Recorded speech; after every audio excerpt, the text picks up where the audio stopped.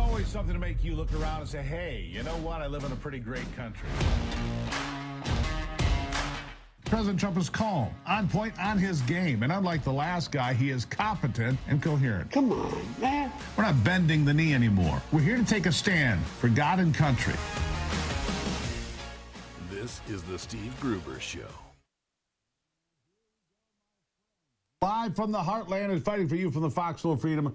Who do you want in your foxhole? You ready to do this? It's just breaking daylight. We've got all your breaking news to get you going right now. Warning, the Steve Gruber Show can extend your periods of American pride and optimism and give you uncontrollable enthusiasm. Here we go. 3 big things to kick off this hour. Number 1, the mental health crisis in America has reached new levels of darkness. I'll share with you a woman going to pieces because her emotional support drink, I kid you not sold anymore. Number 2, in D.C., the crackdown on crime and homelessness is going well, and it's funny because the people that live there admit, yeah, it's bad. And even Trump haters like what he's doing on this one.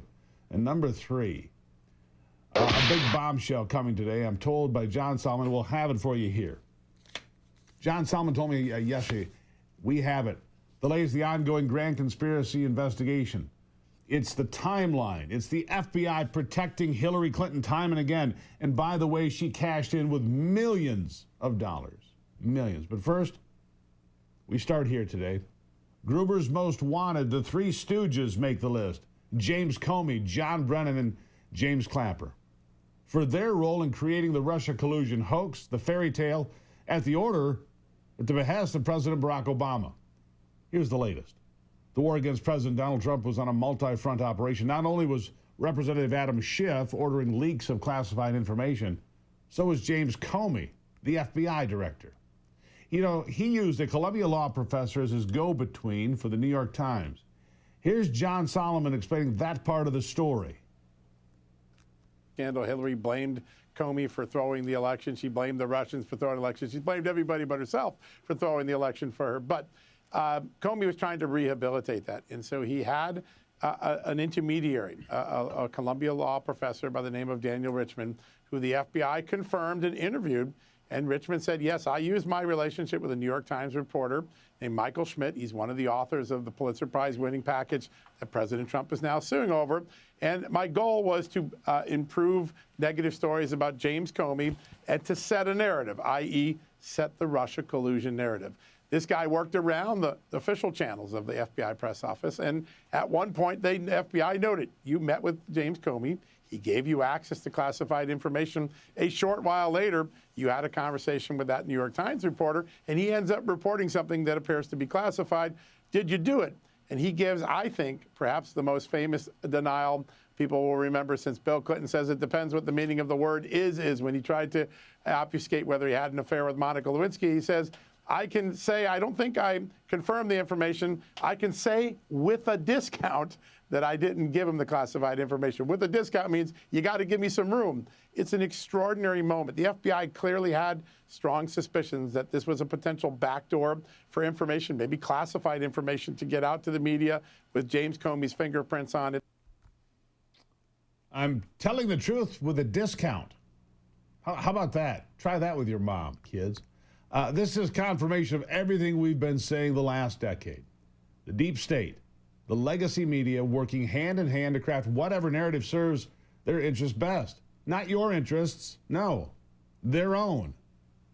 The FBI has a press office. That's where you're supposed to release publicly available information. But they know that using the media is much more powerful. It has more impact, you see. This is why James Comey directed FBI agents like Peter Strzok and Lisa Page, among others, to assist the New York Times in their hit pieces against President Trump. Those are the same FBI agents whose texts, by the way, revealed they harbored a deep hatred for the president. But sure, I'm sure they're reliable when they speak with anti-Trump reporters at the New York Times. The whole thing, the whole damn thing is a scam, like we've been telling you for a long time. And James Comey should get slapped with the Espionage Act, even though they let him off the hook, just like they let off Senator Schiff. Listen to this. And they didn't go much further. They didn't put Comey before the grand jury, that we can tell. They didn't appear to put this gentleman, Daniel Richmond, before the grand jury. And like Adam Schiff, as we told you last night, here they have an eyewitness whistleblower who said, I was in the room when he authorized leaks of intel. These end up being a dead end again. And it's another reminder of a dual system of justice that the Justice Department had the last 6 years. These are documents that were never given to Jim Jordan. Jim Jordan confirmed that to me today. And we're just learning 8 years later, because of what Kash Patel turned over, that the FBI had all the evidence of how the false narrative of Russia collusion was spread across this country to the detriment of voters. To the detriment of voters. Normally, the statute of limitations on releasing classified information is just 5 years, but this is an important but.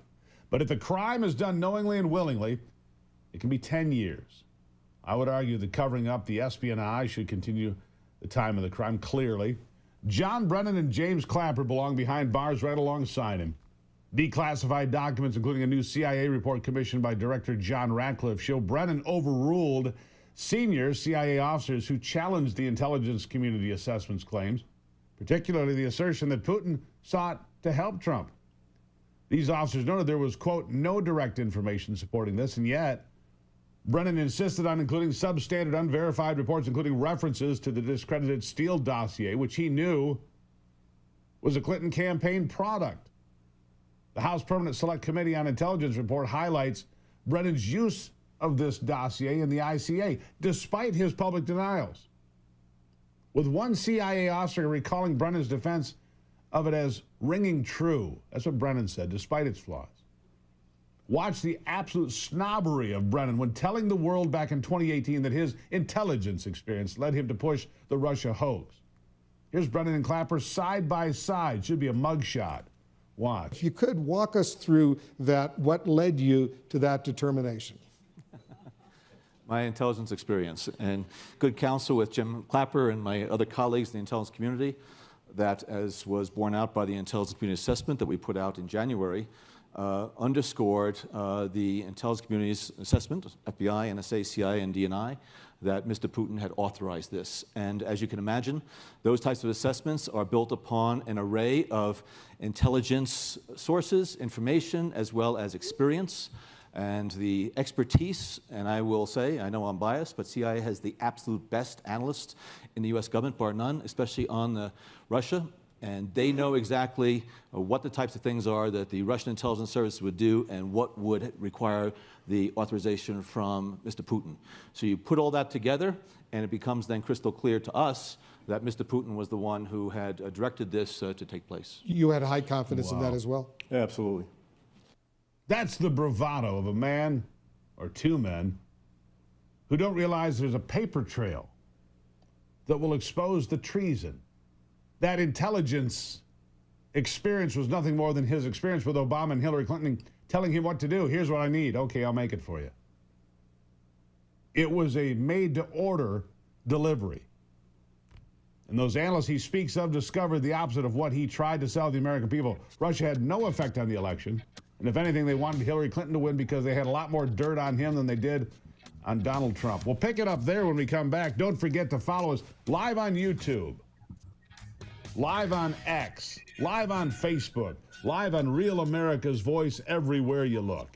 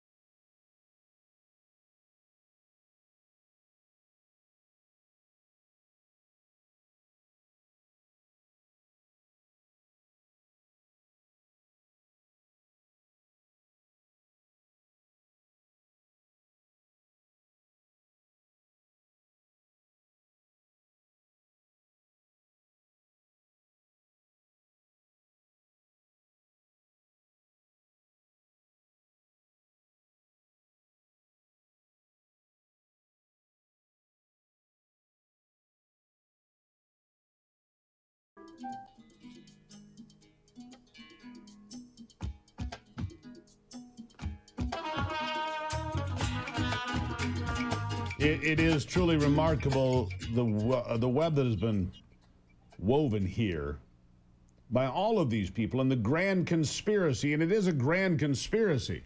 All these different players playing their role. Director of National Intelligence, head of the CIA, head of the FBI, the Attorney General, the former president, Barack Obama, Hillary Clinton, the Secretary of State and candidate. And Russia had more dirt on her. Now we know, by the way, that they're all trying to rewrite history, claiming they didn't accuse Trump of collusion in the first place. Here's one good example. And the intelligence community assessment that we wrote back then, that the analysts wrote, said that we didn't have any information whatsoever about what the impact was on the election. That intelligence community assessment never mentioned the word collusion. Not at all. So what they do is they misrepresent the facts, mischaracterize what is said, and then claim that we were engaged in this big conspiracy. Well, as Simone pointed out, President Obama told us, make sure you don't do anything at all that is going to any way affect the outcome of that election. Don't do anything. And make sure that you don't get these reports released that named individuals had American citizens' names in them. And so we did our utmost to make sure that we carried out our responsibilities with the integrity that we're supposed to. No integrity. No, these people lie like they're drinking a glass of water. They did everything they could to smear the president. That man did. The internet has the record. Here is John Brennan speaking on MSNBC 2019. Listen to this. The amount of information that relates to collusion and obstruction activity is really quite extensive in this report. I think by anyone's account, you can identify all the things that were going on between individuals associated with the Trump campaign and interactions and meetings with. It was quite I think, enlightening. Oh, it's enlightening, all right, isn't it? Very enlightening. We haven't forgotten, neither will the new and improved Justice Department and FBI.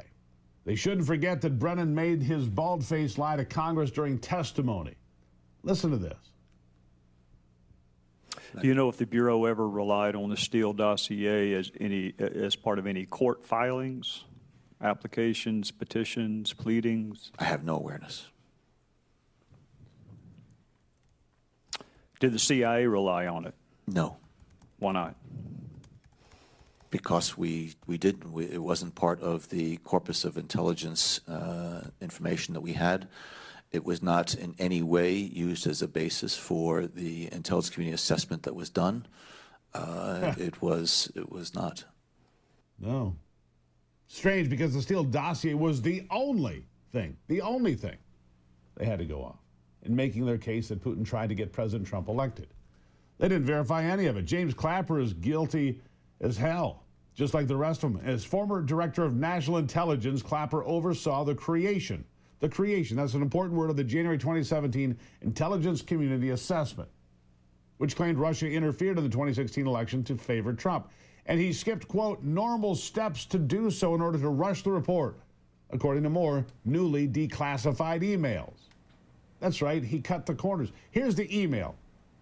An NSA administrator wrote to James Clapper that he had concerns about how fast the project was being pushed, and that his team wasn't able to verify the information that Clapper wanted out. And here's Clapper's response. Let me read it to you. Understand your concern. It is essential that we be on the same page and are all supportive of the report in our highest tradition of that's our story and we're sticking to it. And then he goes on with this quote, we will facilitate as much mutual transparency as possible as we complete the report, but more time is not negotiable. We may have to compromise on our normal modalities.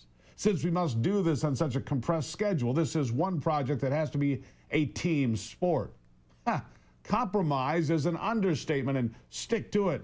Well, they certainly did, no matter the illegitimacy of it all. There's a reason these guys have had their security clearances ripped back by Tulsi Gabbard, and maybe we shouldn't even be shocked by their depravity, because Gabbard says James Clapper was actually behind the Iraqi weapons of mass destruction hoax as well. Oh, this guy's dirty as the day is long. Listen to this. Clapper was on the team that created, that manufactured intelligence assessment that led to the Iraq war, about the Iraq WMDs. He writes about it in his book, saying that he and his team of intelligence analysts created something that was not there. When you look at his actions then, and you look at his actions in 2016 as Obama's director of national intelligence, you see someone who has no problem whatsoever politicizing and manufacturing and weaponizing intelligence for a political outcome. For a political outcome. There you have it, folks. The unmasking of the deep state's dirty trio. Comey, Brennan, Clapper, all puppets in Obama's scheme to smear President Trump with the Russian collusion hoax. All wanted on my list. Because every one of them, every single one of them, did this country dirty. They declassified documents. They proved these clowns twisted intelligence, leaked classified information, colluded with a willing media to bury the truth. I hope they're not just on Gruber's most wanted list, but that, with Tulsi Gabbard leading the charge and a new Justice Department on the case, justice finally in sight. These traitors belong behind bars. And the American people deserve nothing less than their reckoning. And while we're on this subject quickly, could you, in your health issues, be caused by another invisible enemy called parasites? Possibly. They can come from what you eat, pets in the house, but there is a gold standard for it, ivermectin and mebendazole. That's what doctors think is the best, and that's what the wellness company has put together for you. A parasite cleanse. I did it. Felt great doing it. Ivy did it, felt great doing it. The wellness company has a solution for you. Ivermectin and mebendazole, FDA-approved parasite solutions now combined in one cleanse. Just go to twc.health/Gruber. You'll save $60 on the cleanse and get free shipping right now. Don't wait. twc.health/Gruber. I'll be right back.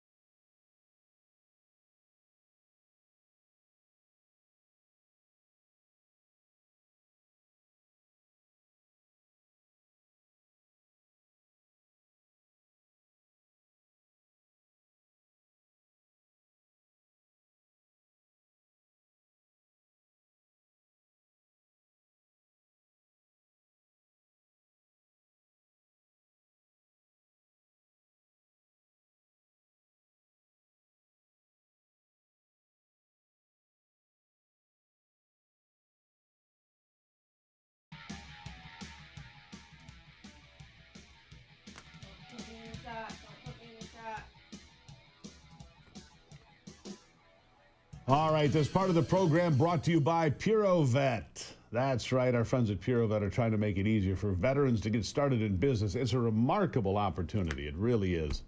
Yeah, PuroClean's veteran initiative, PuroVet, veterans find purpose in property restoration and entrepreneurship. We salute those who have served. You can find out, if you're a veteran or know somebody who is, find out more, 855-PuroVet, or go to purovet.com. We appreciate their support here. Now, coming up in the next hour, I'm going to have this for you. And this is John Solomon's. I mean, this is a report now. What is this? 15 pages. Just came out. John Solomon's roadmap to how the FBI and others protected Hillary Clinton.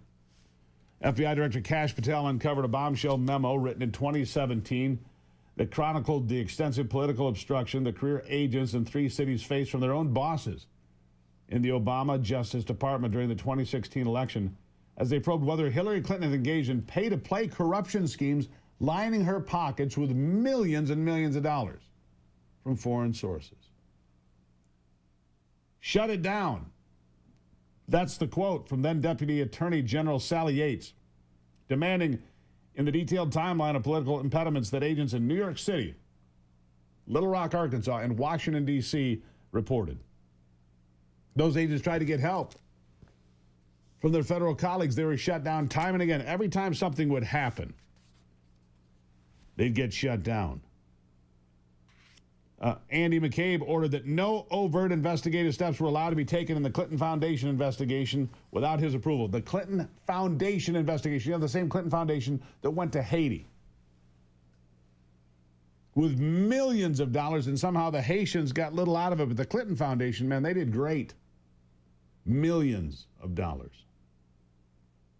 The roadblocks kept coming. The timeline shows, to the great frustration of the agents in the U.S. Attorney's Office in Little Rock, Arkansas, blocked and blocked and blocked again. I'm going to cover this in great detail at the top of the next hour. You don't want to miss that. So much to cover any given day. So much to cover. Meanwhile, we're looking to tomorrow. Vladimir Putin and Donald Trump meeting in Alaska to discuss an end to the Ukraine war. Will they succeed? We'll look at that as well. I'll be right back with a look at California and the aftermath of the fires there and the land grab by the governor.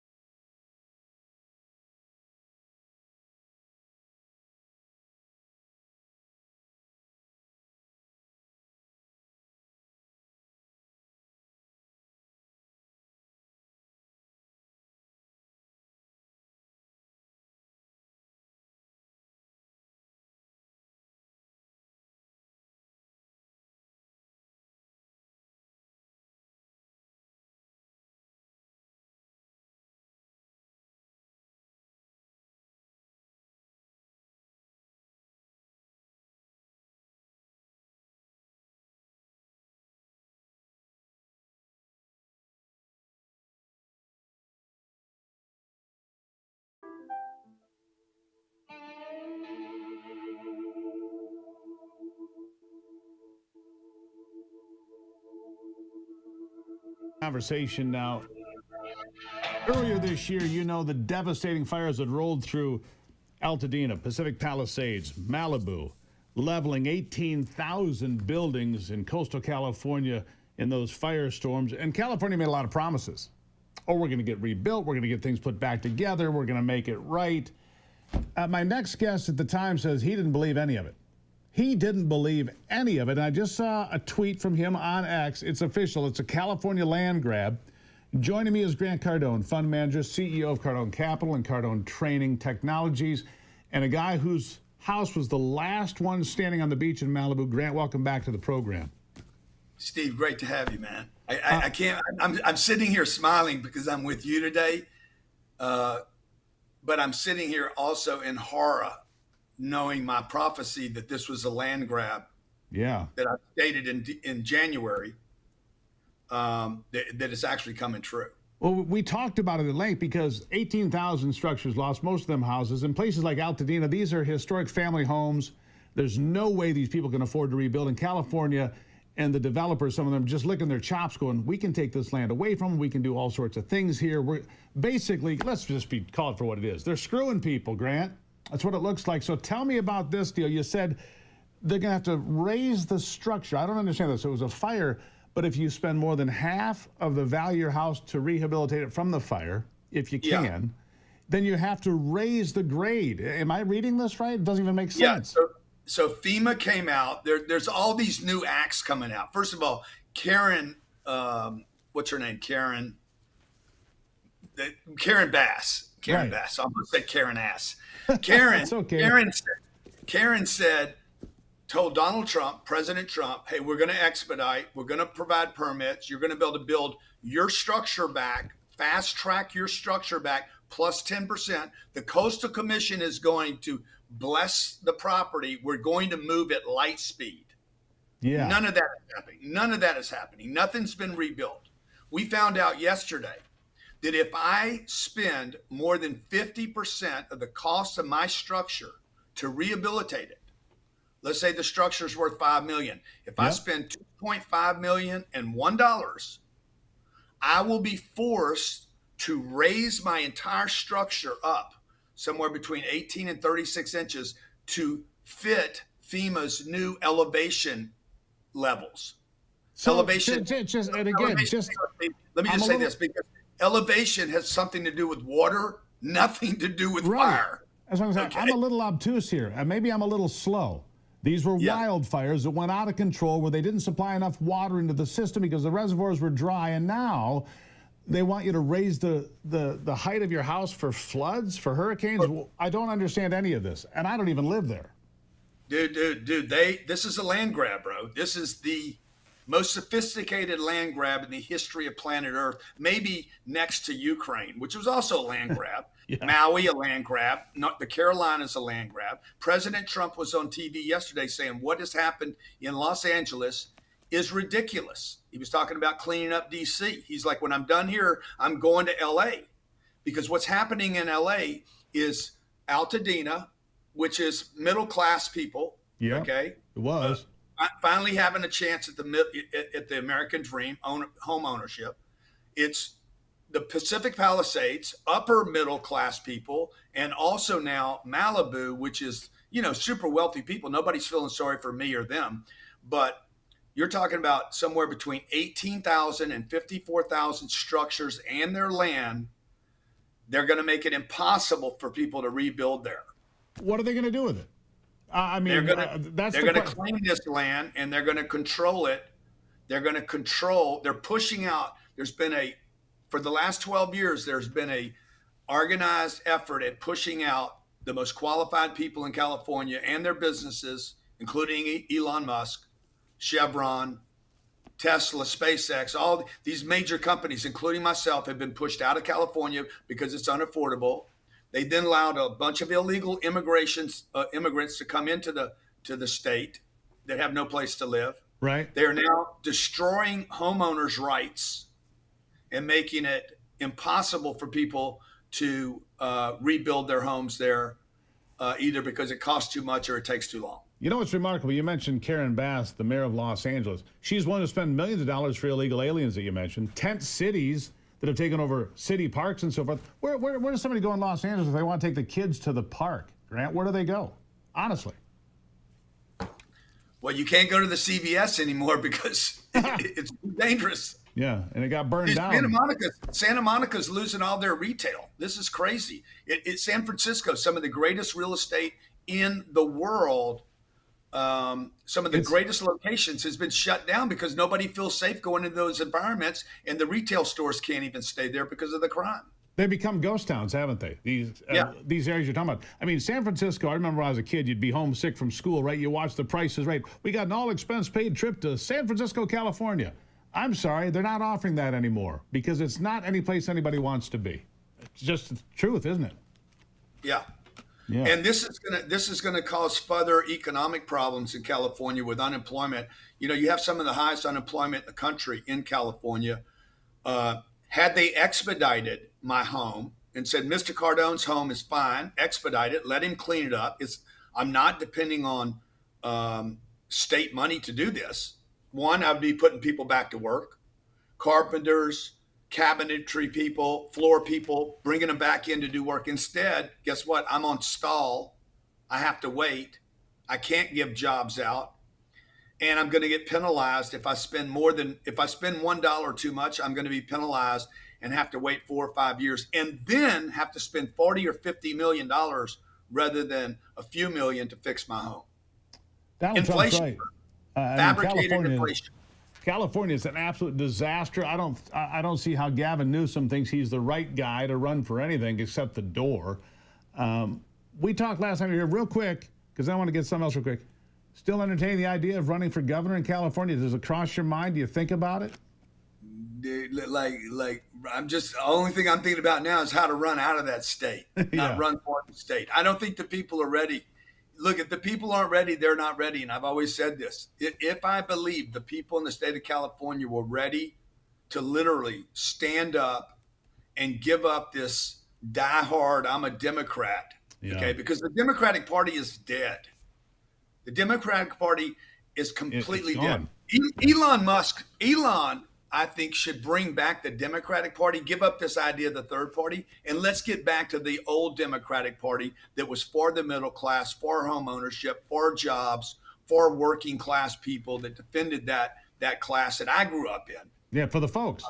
Look out for the folks. You know, by the way, folks, I got to know Grant because my wife, Ivy, said, read this book. It's changed my life. It really has. It's made me a better business person. And so maybe you know Grant for that. She wanted you to be a 10X husband. That's what she wanted. She did, and it worked. It's every day. It works.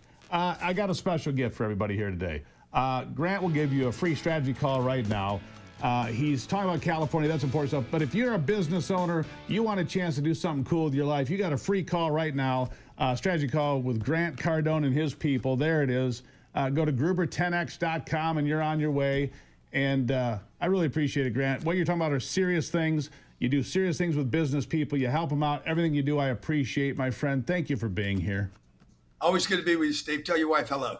All right, there you have it. Grant Cardone, everybody, trying to navigate California. Not easy. You can navigate business at Gruber10x.com as well.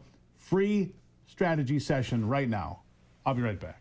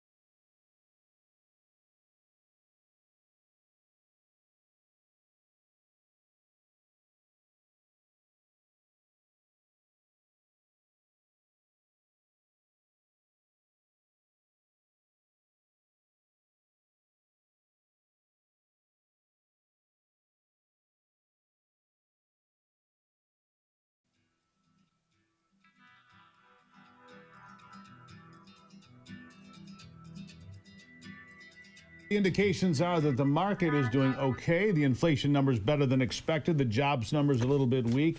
But the thing that I want to talk to you about today is the new economy, cryptocurrency. Look, a lot of people still don't understand it. I'm not sure if I understand it, but I bought in. I invest in crypto because I figure I don't want to be left behind. And I feel like a lot of Americans have been left behind while people that had a better insight or whatever made themselves a big pile of money. Well, that doesn't have to be true anymore. You don't have to be left out. Joining me now is Max Pace. He is the Chief Technology Officer of Block Trust IRA. They're making it possible for ordinary folks like you, to get in on this cryptocurrency, on Bitcoin, XRP, Ethereum, all of these things that are floating around out there. Max, thank you for being here. Thanks for having me, Steve. All right, so we were just talking about this in the break. Bitcoin at about almost $120,000 again. I think 122 was its high watermark, then it went down to about 112. I noticed that Bitcoin will recede a little bit, retrace its steps, and then it'll surge again. Then it'll retrace and it'll surge again. And that's really what an investor needs to know. It's a steady uphill climb. It continues to rise. Some people say it's going to be worth $1 million a coin, Max. What do you believe? Yeah, great question. And I think you highlight a really good point here is that if you zoom out far enough, Bitcoin has consistently been in an uptrend for almost 15 years now. And what we're kind of seeing today is access to new markets, right? If you learn about the kind of what's been happening in the market recently, President Trump has been pushing cryptocurrencies from his administration and creating new access points for the market at the highest levels of investment, both globally and domestically. So what we're seeing is speculation that as people get access to 401ks with crypto and other sort of mainstream vehicles, that price is going to continue to accelerate. And I think $1 million Bitcoin is definitely quite possible. You know, if you look at one point, Bitcoin was $100, we're at 100,000 today. It really just is a product of global adoption. And today, global adoption only sits at about 8 to 9%, which resembles the internet in about 1998 to 2000. Yeah, you know, I think Trump, the president, said he was going to put in a couple of $1 billion invest. But I've also seen states like North Carolina and Arizona say we can invest in these technologies as well. So more doors are opening all the time, aren't they? Which means there's going to be more value inherently. Isn't that what that's what I would get out of it? What would you say? That's right, Steve. So what we're seeing is that as more people are contributing and buying into this new network, the value of the entire network will appreciate over time. What I think is an excellent point you made that's quite fascinating is that for the first time in a very long time in financial history, you're seeing people participate at all different types of levels, whether it's the individual investor, the state, right, the president of the United States, different corporations, different sovereign wealth funds, right? So for the first time in a very long time, you're seeing a generational opportunity that's being bid or being bought by quite literally every different type of entity, whether it's public, private, president, state, right? Everyone understands that the rising value of cryptocurrency is here and the time to capitalize on that is now. Bitcoin is the greatest appreciating asset. I want people to hear this. The greatest appreciating asset in world history. Nothing has outperformed Bitcoin, period. Just think if you could have bought it at $100 a coin or $1,000 or $10,000 a coin, where you would be now. Now, you guys have something there at Block Trust called the Animus AI Trading Platform. 24/7 it runs. It beats old school strategies, helps people build serious wealth if they get involved with this, right? Explain how this works. You're the chief tech officer there. You probably have a better understanding than anyone. Yeah, so over the past 8 years, we've built a system called Animus. And what that is, it's a data-driven tool to help individuals invest in cryptocurrency, right? So what we're doing is we're looking at millions and millions of data points every single hour, everything from what's the price to what's the weather in China to what the interest rates are in Japan, right? And we're looking at tons of macroeconomic data that could affect world events and world news. And we're trying to determine, and we've learned the relationships on how those things affect and how those things change the price of Bitcoin over time, right?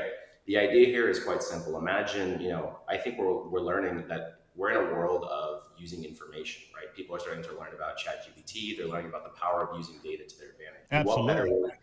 And what better way to do that with your finances, right? So what we've done at Animus is we've taken the generational opportunity that is cryptocurrency in a new emerging asset class, and we've married that technique with how to process and use information to the best of your abilities over time and we've delivered that all down to someone that can use that at the individual level. Yeah. In fact, it's so good, it was named the #1 crypto tech platform by Bitcoin Magazine, right? I mean, it's the #1 performing platform. And some of your clients, if I'm reading this right, have seen 250% returns. I mean, you're not going to promise people that, but my God, they're jaw-dropping, to say the least. Yeah, I mean, look, the idea is we're in a new world of investing, right? Bitcoin, like you said, has completely defied the odds in terms of what it means to be an investor in this market and what's possible for your IRA. All that Block Trust does and Animus does is we took a combined approach to say, how do we give this to as many average Americans as possible, right? As opposed to having these technologies historically safeguarded by institutions or funds or billionaires, rather. We're saying, how does the average person be able to access a world-winning technology to take their first step into what is the next generation of finance? It's remarkable technology. It's respected by the people out there. You give $200 million in support to people just to make sure that they understand this is the real deal. So it doesn't matter if you're a teacher, a truck driver, if you're a retired small business owner, you don't have to sit back and watch everybody else get rich. It's your chance to get involved, and that's what Block Trust IRA is all about, isn't it? Real quickly, I'll give you the last word. Yeah, that's right. Again, what we do at Block Trust is we're trying to help you accelerate your retirement, right? And the way that we do that is that we allow you to safely and securely invest in cryptocurrency with tools that are proven to give you an advantage over time, right? That's So right. the problem with cryptocurrency is that a lot of people don't know how to interact with the technology. They can't trade it 24/7, and they don't have the information to succeed over time. Well, now you can learn, Max. I got to leave it right there, but now you can learn with Block Trust IRA. By the way, you can sign up right now at SteveGruberCrypto.com. SteveGruberCrypto.com. You can get $2,500 in bonus crypto right now for signing up. Max, thank you for being here. Thank you, Steve. SteveGruberCrypto.com. Find out more. I'll be right back.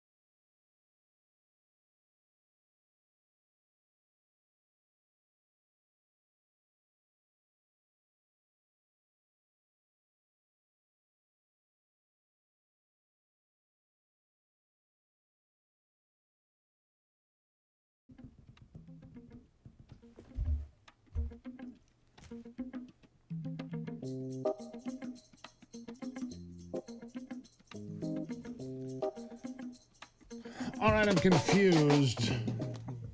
I am confused by Grock, which, I use as a AI platform. I'm confused because I've been creating these wanted posters for this series we've been doing. Yesterday, I did Adam Schiff. And then we did James Comey and we did John Brennan. We did a bunch of them, right? It will not give me James Clapper. No matter what I ask, how I put it in, it gives me images of black guys and guys with, hair, which he doesn't have any, and glasses, which he doesn't wear. Just all this garbage.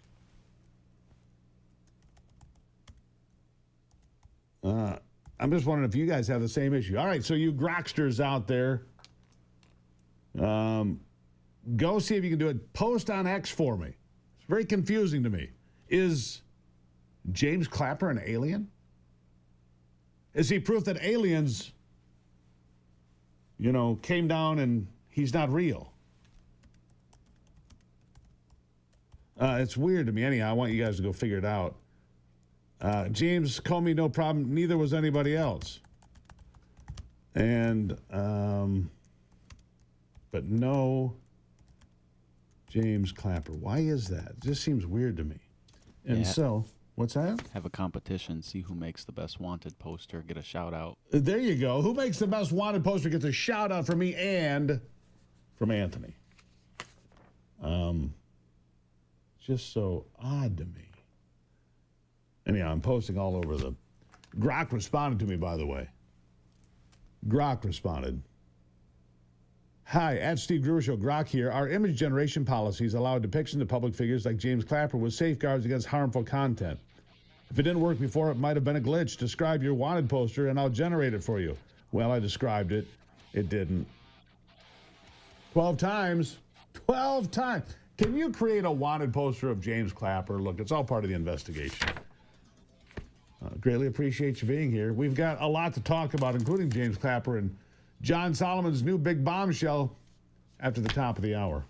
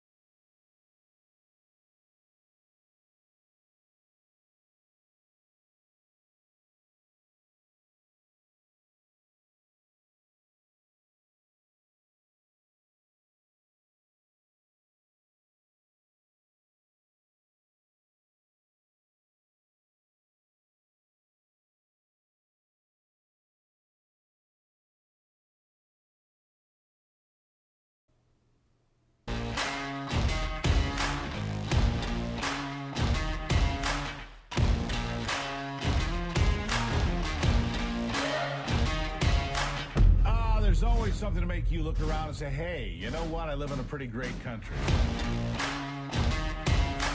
President Trump is calm, on point, on his game. And unlike the last guy, he is competent and coherent. Come on, man. We're not bending the knee anymore. We're here to take a stand for God and country. This is the Steve Gruber Show. Yes, it is. Glad to have you here today. All right, so I'm all fired up here, trying to figure out what we're doing. We're live in the Heartland and live in all 50 states, and working on something here. First off, 3 big things this hour that you're going to need to know. Number 1, seriously, I'm going to have to ask Ivy about this. An emotional support drink. Do you have one of those? It's a real problem for some folks if they lose theirs. I'm telling you, there's mental health problems in this country. Number 2, Zelensky says no deal to whatever Trump and Putin discuss. No matter what, the answer is no. Seems like a guy who wants to get a lot more people killed. And number 3, I'm going to get to number 3. I've got this whole bombshell from John Solomon. We're going to get to that. But I am just obsessed at the moment with Grock. Grock is the AI for X, if you don't know, for Twitter, if you're still old school. And here's what I'm going to offer you. Ivy, you got a coffee cup, a Gruber cup somewhere you could hand to me here? Just bring it in. It's fine. Here's what I'm going to do for you. The first person to give me a James Clapper image from Grock. Thank you. You're like Vanna White. God bless you. There it is. It's the Gruber coffee cup, the Steve Gruber Show. These are new, by the way. You'll be getting these soon. See that? Love that. There it is. Of free speech rules, of course. Free speech rules. This one's used. We'll actually send you a new one. Coffee's cold. You should warm that up. Some people might want Ivy's cup, actually. Well, actually, that's true. They might want Ivy's cup over a new one from me. Fair point. Well, that's the cup that you use for 1775 coffee. Is that right? See, nicely done, Brock. Very well done. I like that. So here's what I'm offering. First person to deliver me a Grock wanted poster for the former Director of National Intelligence, James Clapper, gets a free coffee cup. You just got to make sure that you hook. I'm doing this on X right now. Follow me there, by the way. So here's the deal. We've been doing this series. We just started Gruber's Most Wanted, right? Gruber's Most Wanted. We started with Adam Schiff yesterday. Perfectly good person. Today, we did 3. We did Brennan, Comey, and Clapper. John Brennan, no problem, wanted poster. You can show it to him, in fact, Anthony, for those watching. We got the wanted posters for James Comey and John Brennan, no problem. But James Clapper, I mean, Grock's giving me a black guy, a white guy with hair. I mean, let's be honest here. James Clapper is as bald as an 8-ball, right? And he's got ears as big as satellite dishes. Wah! Sorry, but he does. It will not produce it. I've given it 12 different ways to do this. I've given it instructions. I tried to offer it photographs. Ivy did the same thing. I've got people already looking at it right now, trying to do it, getting the same response. Is James Clapper real? Is it possible he's an alien? Why not? I mean, is he a vampire? Can't see his image in a mirror? What the hell is going on here? I am terribly confused. So, free coffee mug. I'm putting that out. First person to deliver a Grock wanted post for James Clapper gets a free Gruber coffee mug. All right. Here's the bomb. Well, I'll just let that. I'm going to let you guys work on that for a minute. Because I know I got some Grocksters out there, right? I know you do. I got Grocksters out there. Anyhow, John Solomon, one of the great reporters left in the wild. There aren't many. All right, there's not. You got Molly Hemingway, you got John Solomon. I mean, there's a few out there, not many, that are really doing great work. And here's what he came up with. A whole series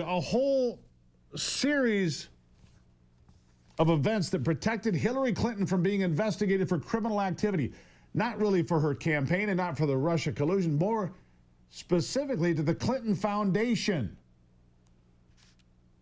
Right? The Clinton Foundation. You know, the same foundation that went into Haiti, for example. Millions of dollars flowed through the Clinton Foundation, and yet people in Haiti said, you know, we didn't get much for that. Oh. And when the FBI from 3 different offices, from New York City, Little Rock, and Washington, D.C., tried to investigate, then Deputy Attorney General Sally Yates is quoted as demanding in the detailed timeline of political impediments, shut it down. Here's John Solomon talking about it. You've got more coming tomorrow, I understand, John. What can you tell us today about what we're going to read tomorrow? Yeah, let's give you another line. So part of this process is that Republicans find themselves in a weaponized investigation. They didn't commit what they're accused of, but they're defending against it. The process becomes the punishment. Hillary Clinton's got an email problem. There is a Russia collusion thing jumped on Trump. Hunter Biden's got a corruption problem. Donald Trump has impeachment. Joe Biden has classified documents in his garage and in his UPenn office. Donald Trump gets raided for classified documents. One of the elements that we haven't spent a lot of time talking about, which actually was the largest obsession of the FBI and the largest frustration of the FBI during the Comey years, was the FBI's efforts to potentially investigate and prosecute Hillary Clinton for corruption via her Clinton Foundation. Tomorrow, we're going to make public for everybody a bombshell timeline, a lengthy memo that goes in great and painful and excruciating detail all the ways that the Justice Department under Barack Obama and some of James Comey's deputies went to stop agents from legitimately investigating predicated corruption investigation against Hillary Clinton, looking at money and decisions she made. Money goes to the foundation, decisions are made. They thought they saw a pattern, not one office, not 2 offices, 3 separate offices of the FBI. They were politically obstructed. You're going to know the names, the terms, the dates on which all that obstruction occurred by tomorrow morning.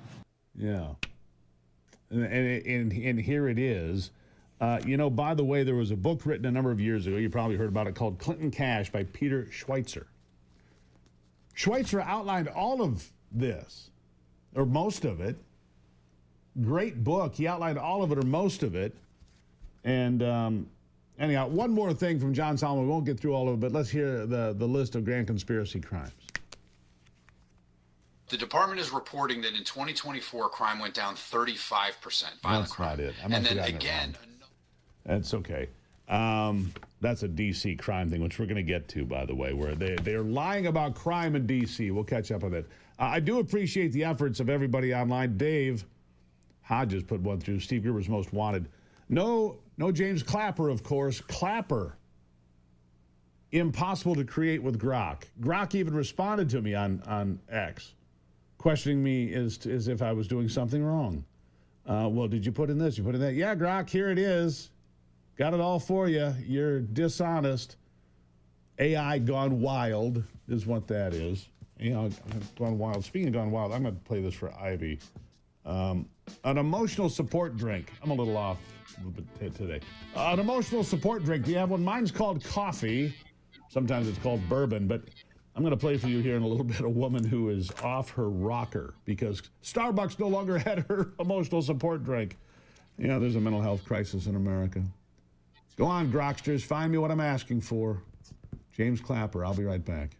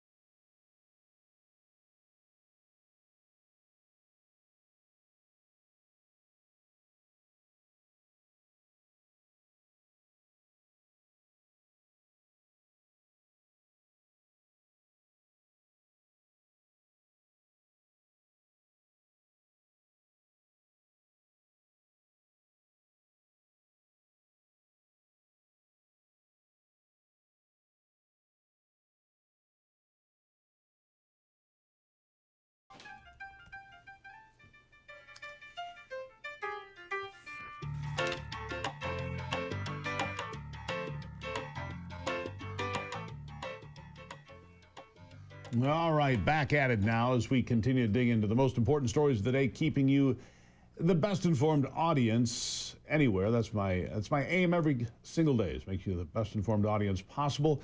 Joining me now is Jonathan Butcher. He is the acting director of the Center for Education Policy and Will Skillman, senior research fellow at the Education Policy at the Heritage Foundation. Jonathan, thank you for being here. Great to be with you. Always good to have you here. Look, fact v. fiction. The Washington Post has been launching these false attacks on Arizona ESAs. Explain to the folks what that means, what an ESA is, and why it's on your radar today.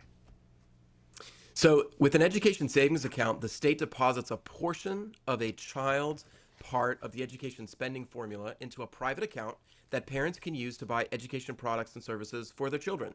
So they can pay private school tuition, they can buy textbooks, they can find a personal tutor. In Arizona, this has been going on since 2011. Just so we're clear on this, hold on, because this is an important concept. It's debated in a lot of places. The money follows the child. It doesn't just go to the public school exclusively. If the child wants to go to a charter school or somewhere else for an education, even home schooling, the money would follow the child for resources, books, and computers, and learning essentials, right? That's what we're talking about. Absolutely. It is a form of education choice. We used to call it school choice, but it's more than just schools because parents can actually customize their child's learning experience, which is a really exciting concept in this day and age where we can, order a ride using an app on our phone or groceries delivered to our house. So with these accounts now in 17 states around the U.S., we have students in those states, all students can apply for an account like this. So Arizona is one, Texas another, Florida, West Virginia. It's a really exciting prospect for families all over the U.S. Now, the Washington Post, though, wrote a piece saying that it is causing public schools to close. And they pointed to a district in Arizona called the Roosevelt District. And they're saying that schools are having to close because all of these students are leaving to use education savings accounts. However, the fact is that more than 2,000 children left their assigned schools in the Roosevelt District to go to other public schools. Because in Arizona, you have what is known as open enrollment, where you can attend a public school in a different part of the state. Yeah, schools of choice, they call it here where I am, right? You can pick a different district, and then you got to get in a timely fashion, and if you apply, and they've got seats. And they go. Well, the point here is kids are leaving a failing school district by, their parents saying, wait a second, we got to do better here, Sally and Sue and Johnny and Jenny. We got to get doing better things. So they run off to another school. Look, there are more people homeschooling today than there were, say, before COVID. We know that. That's true. And so enrollment in some schools is down. That's true. But that's not what's happening at this school. This school is failing, so they're getting off the sinking ship, right? Well, and look, there are some 6,800 kids in the Roosevelt School District attending assigned schools, but there are about 5,700 kids attending charter schools in the Roosevelt District, and you have a couple of hundred, about 800, using education savings accounts. Now listen, even more important, there's about 130 kids who live in the Roosevelt District who are using education savings accounts. How is it possible that you have 7,000 kids attending assigned schools in that district and 100-some kids who live in the district using ESAs, and that's going to cause schools to close? I think this is an inaccurate narrative. Let me ask you something, Jonathan. What do you think the average educational level is for a reporter at the Washington Post? What do you think the resume looks like? Do you think they went to Roosevelt Elementary School in Arizona, any of them? Or a school like it, any of them? Or did they all go to pretty nice schools, prep schools, the kind of schools that Jasmine Crockett went to at $35,000 a year for high school, and then on to some fancy Ivy League school or some other private school like the University of Southern California, or whichever? The point being is this: they sit there on high with their beautiful educations and cast stones at parents who want their kids just to have an education. It's just sad, isn't it? Well, it is. Look, a credit to my colleagues who informed the reporter of these numbers before the story went out. So there was an attempt to clarify the record even before this inaccurate story was written. But then now it's up to us to go back and correct the record after something like this comes out. So it's unfortunate that that material was even released. The good news is, good news is. Go ahead. Well, I was going to say the good news is that there are some 80,000, upwards of 90,000 kids in Arizona using education savings accounts and getting a quality learning experience with one of these ESAs. So the success is happening. In Florida, you've got hundreds of thousands of kids, upwards of 300,000, close to 500,000 kids using some form of education savings account or private school scholarship. So it's happening, and it's exciting to watch. Yeah. Do you have the reporter's name? You know, I'm going to do a little deep dive after we're off the air here. I'm going to find this reporter. I'm going to find their resume.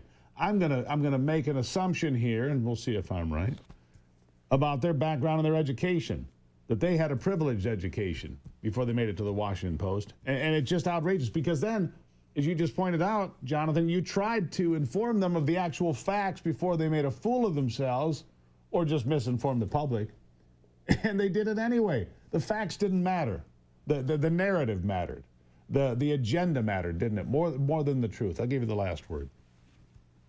Yeah, I think what's most important now is that Roosevelt is a district that's struggled for a long time in Arizona. And people who live in Arizona know this. And so the fact that we have kids who have an option and have an opportunity to use an account to find success in school and in life, that's what ESAs are all about.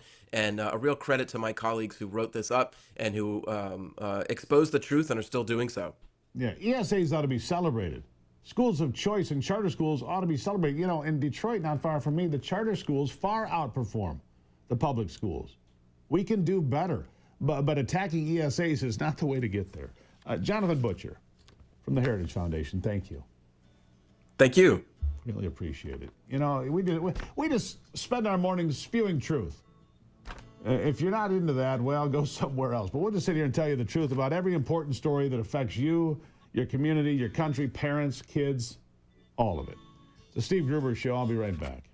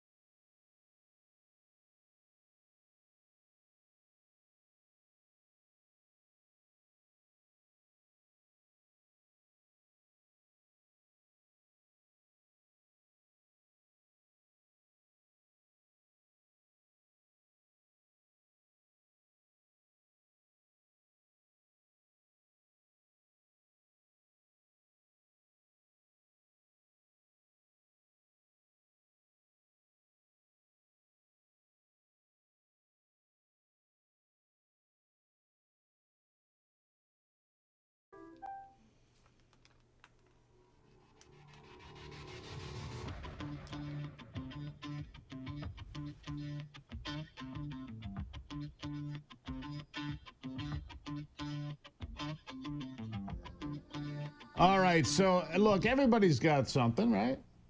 Everybody's got something they really like in this world, you know. But you start seeing, first of all, these emotional support animals. All right, I got it to a point. You got your dog, you've got your emotional support dog, cat. Okay, when it started to become like lizards and rats and stuff, I'm like, okay, what about an emotional support drink? I mean, maybe that's what bourbon is for some folks, like, you know, on Friday. But an emotional support drink, no joke. Yeah, America has lost its mind. At least too many people have gone flat out nuts. You listen to this and you tell me I'm wrong. Done, but I just went to 2 different Starbucks. Hi, welcome to Starbucks. Let me get started for you today. Hi there. Do you guys have the summer berry still? Please don't. I'm sorry, queen. I'm just desperate to find it. Yeah, everyone is supposed to technically be out of it by now. And I just had the worst day. I really want my emotional support drink. I got laid off a month ago, but they gave me 30 days notice so that I could keep working, which I really appreciated because I needed the income. But My last day is on Friday, and I'm having to go to work every day this week at a job that I'm already laid off from. I worked at this place for 5 years. It's just a small thing, but I was just gonna comfort myself tonight. I don't drink. I'm sober, so I don't go to the bar when I don't feel good. I go to Starbucks, and it just feels like we should get some warning when something's gonna be disappearing. I'm sorry.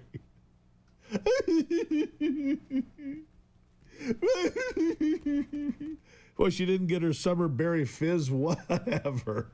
Ah, Lord. The world has gone nuts. Yeah, she ought to drink, and maybe that's the problem. Belly up to the bar, lady. Get a double.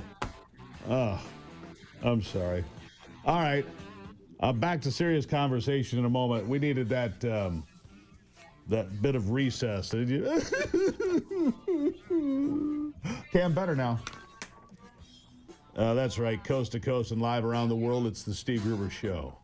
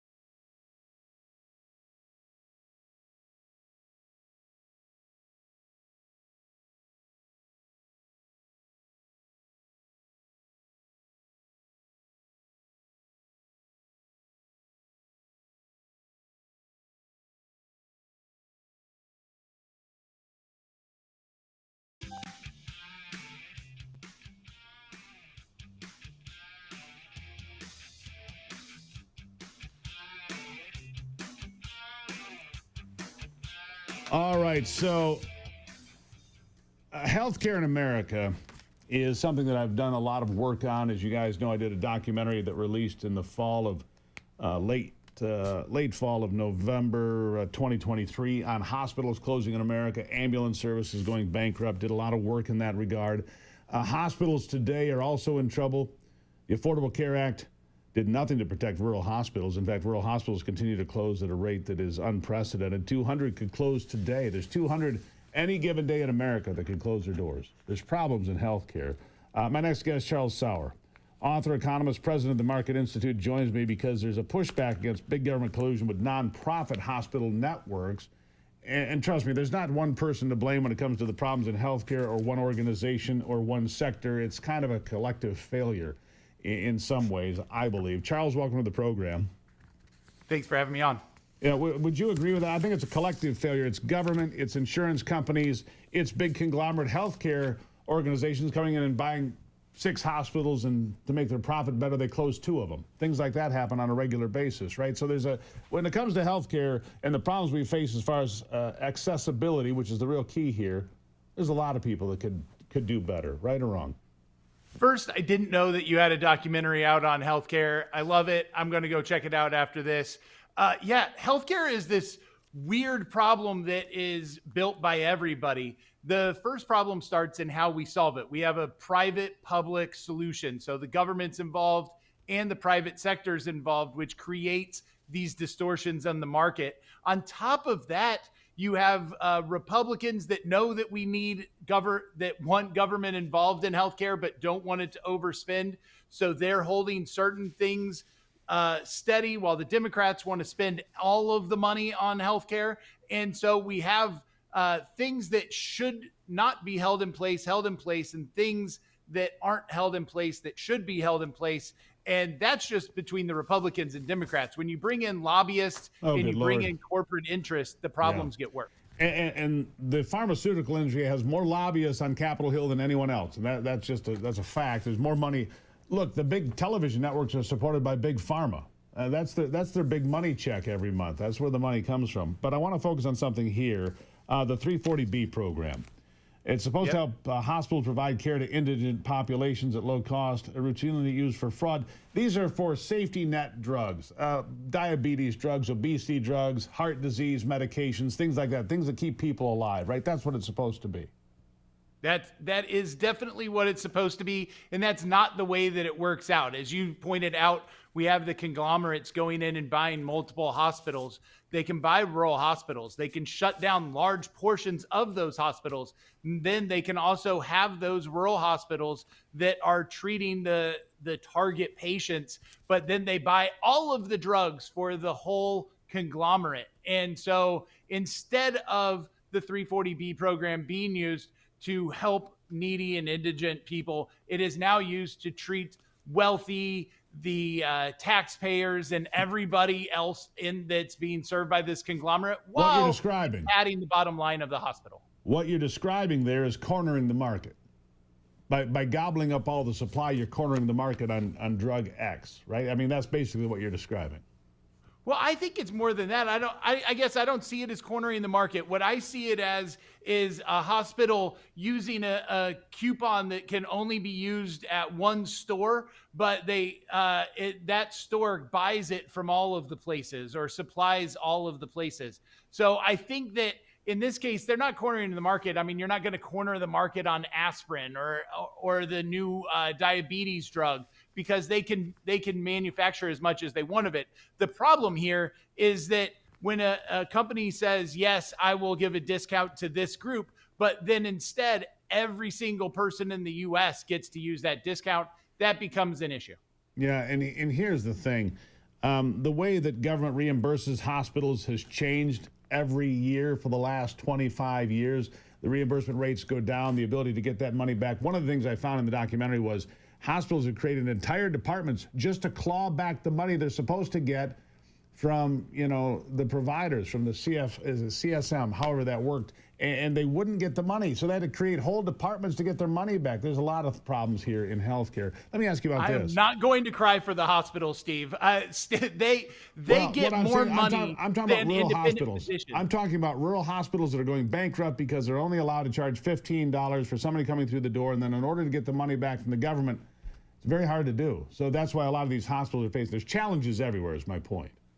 Well, when you say rural hospitals, we have to define the market because we're actually talking about a small percentage of the hospital market. And on those, I agree with you. But when you start looking at some of the mega conglomerate hospitals, they not only charge, when we're talking about Medicare and Medicaid, they not only charge the government for the service they render, but they also charge a facility fee. If you go to an independent physician, they don't get to charge that fee. That's like Walmart saying, you're going to pay 5 times the amount of money to come to me than this boutique shop next door. That doesn't make any sense when you're talking about the government. Now, if you want to talk about rural hospitals, okay. But I will tell you that rural hospitals are still ripping off Americans when it comes to treating patients. Look at the Surgery Center of Oklahoma. They're going to undercut any of those rural hospitals that you're talking about. And guess what? They're rural, but they're charging 10% Well, you've identified another of problem. what hospitals charge. You've identified another problem. You see, elective surgeries were a big cash cow for hospitals, but now you have surgery centers because these surgeons have taken the best nurses and gone and created the best facilities and have gone off campus and keep all the money for themselves, again, leaving hospitals and big facilities shorted on paying their bills. I mean, there's a lot of problems here in the hospital industry. You can't whine about hospitals when every Not hospital whining, you I'm drive stating in a front fact. of has a crane in front billing onto the I ER, understand which that. you're gonna which you know is the most expensive part of it. But you're not going to continue building on to the most expensive part if the government isn't subsidizing the hospitals in the wrong ways. But Otherwise, Charles, would you'd you be not correct. agree? But every time you see a crane, you know that you're wrong. There's 600 hospitals in America today in financial peril, 200 that could close imminently today. And all of You them don't have deny cranes that, right? in front of their ERs. No, they don't. I mean, Duckville, Tennessee, I was there. I was in a variety of places where hospitals have gone dark. They don't have an emergency room. And what has created is a healthcare desert for a lot of people because these hospitals are gone. And I talked about the corporate hospitals buying 6 and closing 2. I saw that happen in Missouri. That I is saw the that happen problem, in but- Tennessee. I saw that happen in Michigan. This is why we have to define the problem, because the reason the corporate hospitals are buying up these rural hospitals is because of the fact that the government pays more money for the same services that they pay independent physicians. It's called site neutrality. The government is currently non-site neutral, which means that for the hospitals not to buy these other rural hospitals or independent physicians' office, they would actually be fiduciarily I get irresponsible. that, but the takeaway doesn't because change. They would be Here- losing here's money. the thing. The takeaway doesn't change for somebody in Duckville, Tennessee. They don't have health care available to them without going about 2 hours drive time. I mean, and that's true all over America. It's happening all the time. I got to leave it there. You come back anytime because it's an important topic to explore. It really is. If you want to see what I did, it's called flatlinefilm.com. Flatlinefilm.com. You can see that hospitals are going bankrupt. Ambulance services are going dark all over this country on a regular basis because you don't have people to staff the ambulances. All true. Charles, thank you for being here. You come back anytime. We'll continue the conversation. Maybe we should do it on a podcast. It's important stuff to talk about. I agree. That'd be fun. Thank you. All right. Thank you so much. There you have it. Charles Sauer. First Impulse fighting 340B fraud. Fraud. And that's the problem with a lot of government programs. The programs get so big, people figure out how to screw the system, and therefore you. I'll be back.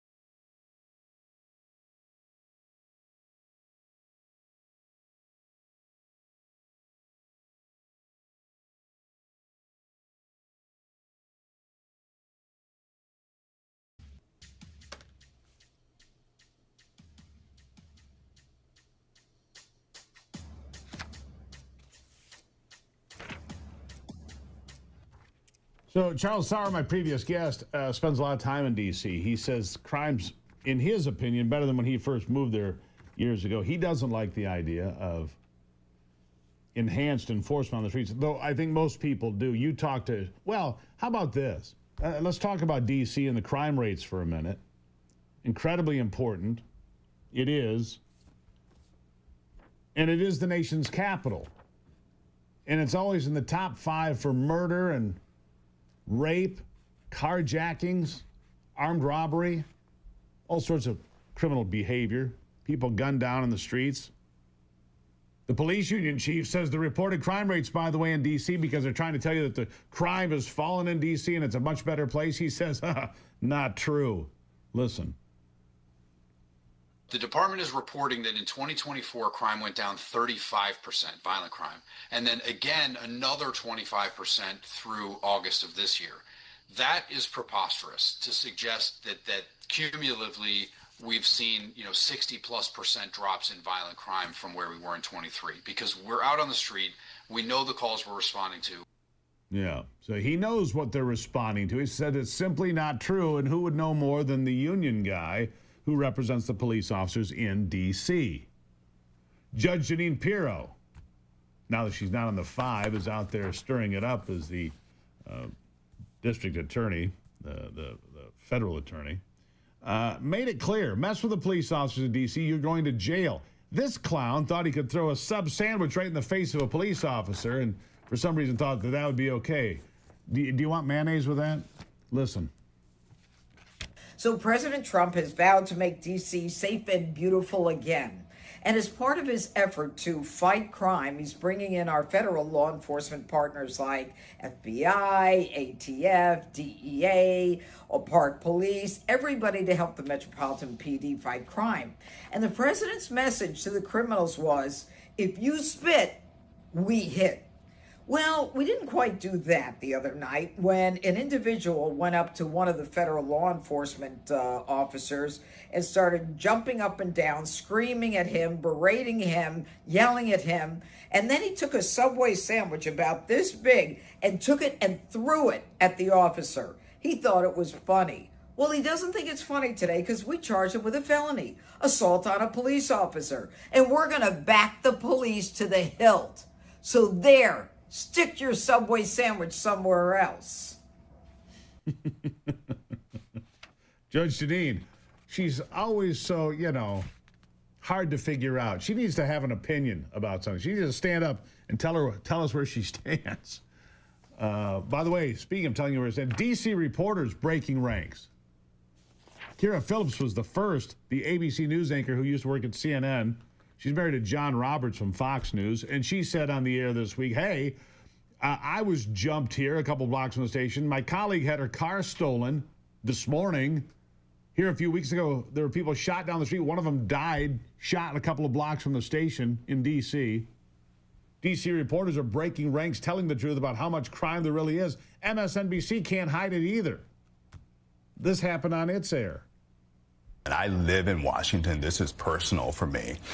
Many people are frustrated with crime that we see, particularly committed by juveniles in the city of Washington. People are frustrated, Willie, that when they go to CVS to buy deodorant, that they have to get it from behind locked plexiglass, right?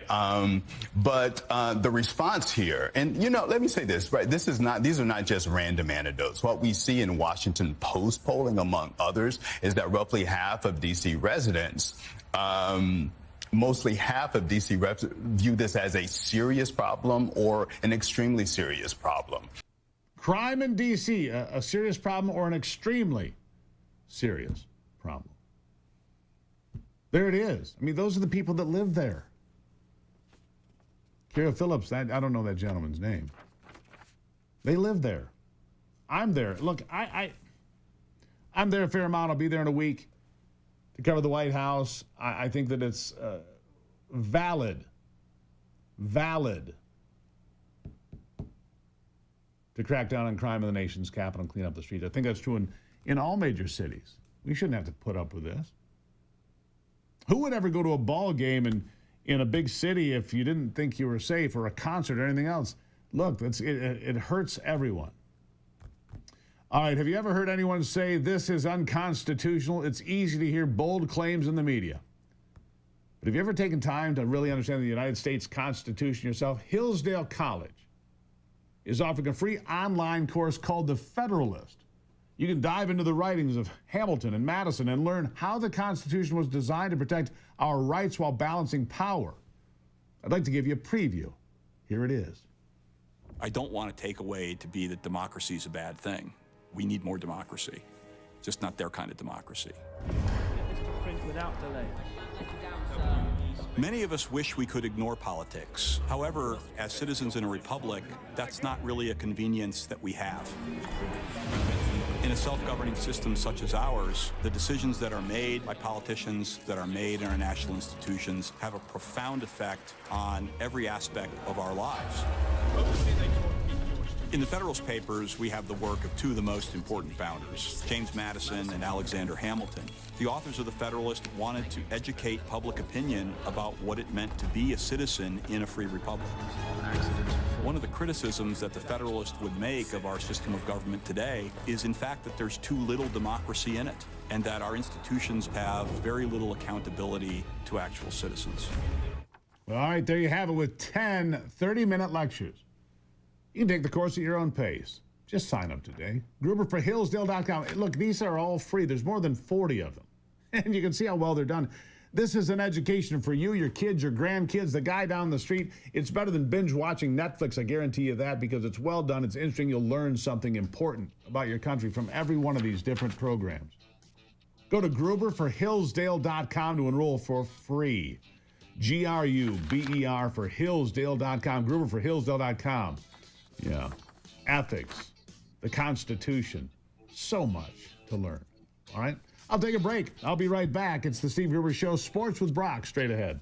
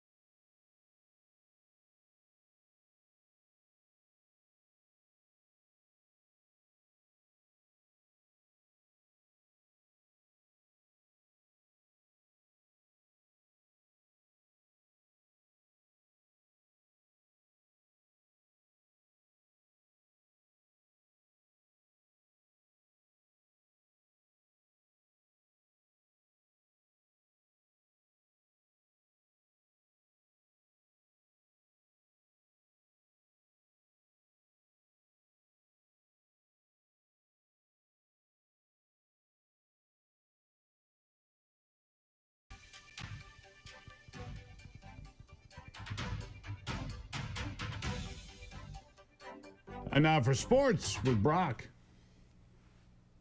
With a look at sports, I'm Brock Palmbush. A full schedule in Major League Baseball yesterday. American League winners included Baltimore, Detroit, and Houston. National League winners included Atlanta, Milwaukee, and San Diego. The Milwaukee Brewers made it 12 wins in a row yesterday after they blew out the Pittsburgh Pirates 12-5, but Seattle's 8-game winning streak ended as the Mariners lost to the Baltimore Orioles 4-3. In the NFL, the Buffalo Bills gave Pro Bowl running back James Cook a 4-year contract extension worth $48 million. $30 million of it is guaranteed.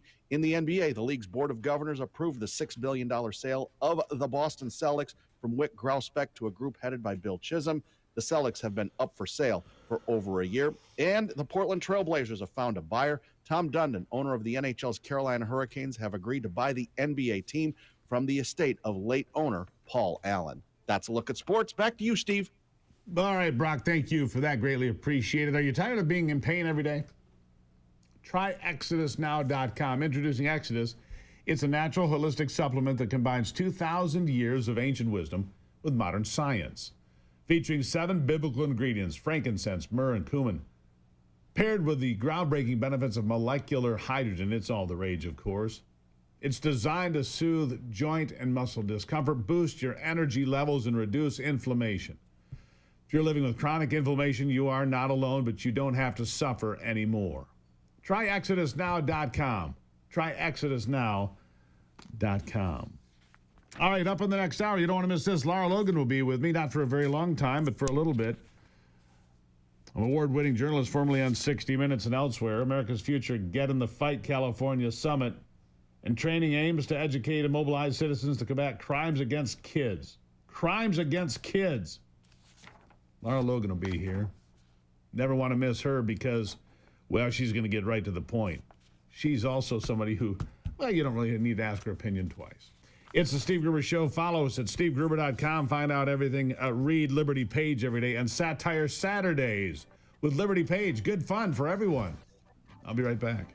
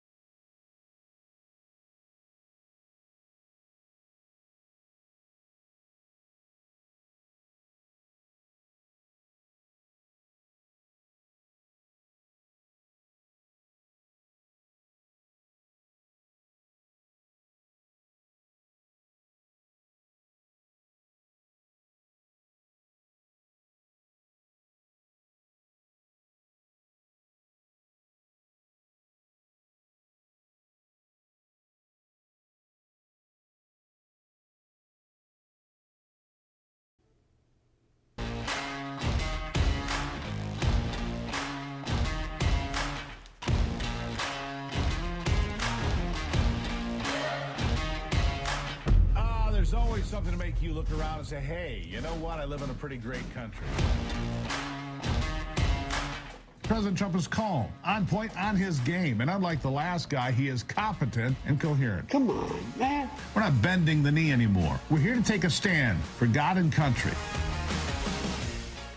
This is the Steve Gruber Show. All right, kicking off another brand new hour, ripping it open like a Christmas present. All excited to see what's inside. Thank you for being here as we're fighting for you from the foxhole of freedom. Who do you want in your foxhole? Who do you want to be standing next to you when the chips are down? I hope it's somebody like you, my friend.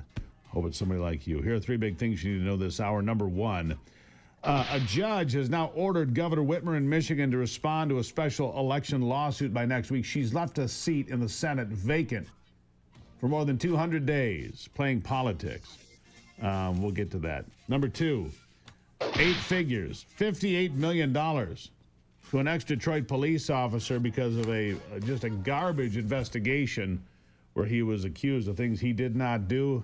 $58 million, the bill to the Michigan State Police, and I guess by extension, you and I will talk about that. And number three, Donald Trump on his way to Alaska, and man, are the people freaking out. You know, on the left, oh, he's Putin's puppet. Oh, stop it. That's right. Putin's puppet, he's going to give Vladimir Putin keys to Europe. Oh, please. That's one side of it. You've got the people on the other side. We must spend money in Ukraine and keep this war going. Warmongers, neocons. And you've got the others that say, hey, we should have nothing to do with any of this, the isolationists. There's people all over the spectrum on this. Donald Trump is a transactional figure. He wants to get something done as fast as possible with the best possible result. Look, he was a developer in New York City. When you encounter problems, rain, strikes, union problems, problems with the quality of the product you're using to build with, the answer becomes quite simply, how do we fix it, and how do we fix it fast? Time is money, right? Donald Trump is going in, and he's willing, he says, to drop the hammer on Russia if they don't accept a peace deal and quickly. Meanwhile, Zelensky is rejecting anything that comes out of the Alaska summit set for tomorrow. Details still fairly thin, but in Alaska, the former Russian territory, they sold that to the Americans after they lost the Crimean War. Yeah, the same Crimea that the same Crimean Peninsula that's up for grabs now was the impetus for the sale of Alaska, 1867, for $7.2 million or 15 cents an acre. Russia was broke. They'd lost a war to France. Anyhow, Donald Trump approaches problems from a different direction, different than any president in my lifetime, because he's been forged in a way to overcome problems. When you're building buildings or you're being attacked, and more recently, you know, the raids on Mar-a-Lago, the grand conspiracy targeting him with false charges of working with Russia in the first place, all of these things have made Donald Trump more transactional than any president in my lifetime. He wants the deal, and he's willing to negotiate in ways that others have not. He's got plan A, B, C, D. And he goes right there. He's sharp. He goes right through it. Look, you don't have to like Donald Trump. I don't care. He gets deals done. He brought the EU to the table, the UK, Vietnam. He'll get to deal with China as well. Look at the markets. This is a result of the tariff deals. Oh, the tariffs are going to bankrupt America. No, they're not. They're going to be hard on some industries. Yes, they are. But you listen to some of the farmers in America today, for example, tomato farmers, grape farmers, blueberry farmers, doing better. Why? Because there are tariffs now on these imported fruits and vegetables. It's good for farmers in a lot of different places in this country that are now making money for the first time in a long time. You look at different, it depends on the industry, I'll give you that. But this idea that tariffs are bad across the board, not true. Our debt is bad. We just surpassed $37 trillion. It's official. $37 trillion. We are the poorest country in the world. But back to where we are with the whole Putin deal in Alaska. You see, politicians are always worried in style over substance. Trump doesn't care about style. He cares about what the result is. Very transactional. Like him, hate him, doesn't matter. They always stick to we got to do this plan. This is our plan. We got to stick to the plan. No, Trump has a backup plan and a backup plan to the backup plan. So he's bringing maximum pressure. And Zelensky saying, well, I'm not going to accept anything. Nobody cares. The world wants this war to end. The world wants this war to go away. And Crimea has been in the hands of Russia since 2012. Zelensky can say, I'm not going to allow. That doesn't matter what you think you're going to allow or not allow. Russia controls the Donbass. You're not getting that back either. I have said this since the middle of 2022. I've had people on this program argue with me about it, and I say, really? You're going to pump all this money into Ukraine? You're going to do all of these things? What's your end game? You're going to invade Crimea? You're going to bring in French troops and German troops and troops from the United Kingdom and invade Crimea? Are you going to invade Russia? No, you're not. So what are you talking about? What are you talking about? You're not going to do that. So Putin, who is a dictator, look, I'm no Putin fan. He's a dictator, but he got what he wanted, and he's going to keep it, unless you'd like a world war. Would you like that? You want a war that encompasses Poland, France, Germany, Italy? You want that? I don't think they do. Ukraine has always been in a tug of war. Doesn't mean I think what happened is right, but there really is only one path out of this. It has not changed in 3 years' time. Russia is going to keep those places on the end of Ukraine, on the eastern end. They're going to keep Crimea. That's the way it is. You don't have to like it. You can say nasty things about me or whatever. It doesn't change the outcome. Gruber's that doesn't matter what you call me. Gruber's a Trump puppet. It doesn't matter what you call me. The end result will be exactly the same. And so, when Donald Trump goes to Alaska to meet Putin tomorrow,